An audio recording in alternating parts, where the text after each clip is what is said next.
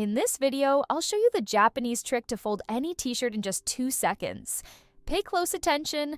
I'll explain it slowly so you can understand it clearly. Right here, between the collar and the sleeve, you need to use the middle part as a reference, this spot I'm pointing to. Make a line until the bottom part of the t-shirt.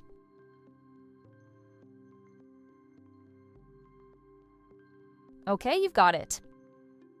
Now, we'll make another reference line with our fingers in the shape of a cross. Remember, you don't have to do this when actually folding the shirt. This is just so you can better understand the method. Now, at the point where both lines cross, hold that spot with your fingers. With your other hand, hold the area near the collar where we made the first line.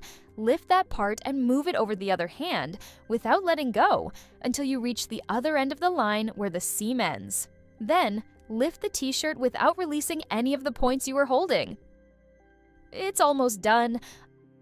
I'll turn it here so you can see it better and place it on the table. And just like that, the t-shirt is folded quickly.